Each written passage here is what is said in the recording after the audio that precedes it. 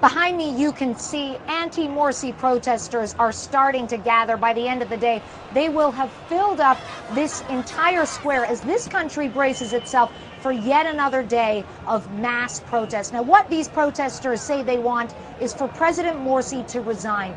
They blame him and his Islamist Muslim Brotherhood backers for essentially mismanaging the country's economy. There are long lines for bread. There are lines for gas. There are rolling blackouts. The country's key tourism industry has essentially been eviscerated. They also say that Morsi has not fulfilled his promise to create an inclusive government, that he has stacked key positions with his Muslim Brotherhood backers, and they disapprove of a constitution that he pushed through, which they say does not do enough to protect the rights of women, does not do enough to protect the rights of religious minorities, and which they see essentially as an extension of his Islamist agenda.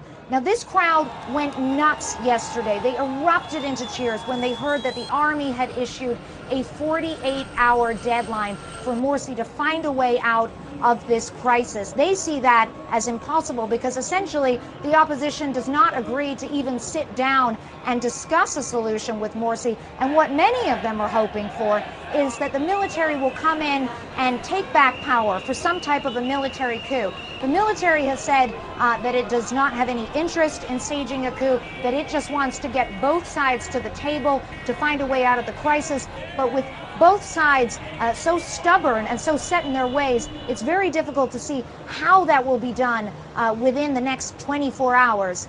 Now, the Morsi supporters say that this is completely illegitimate, that Morsi was democratically elected as a president, and that he has a right to see through his presidential term. And they have been preparing as well to take to the streets today. Of course, there are concerns that there will be more clashes. Everyone here in Cairo very tense as everyone waits to see how this situation will unfold. I'm Clarissa Ward for CBSNews.com in Cairo.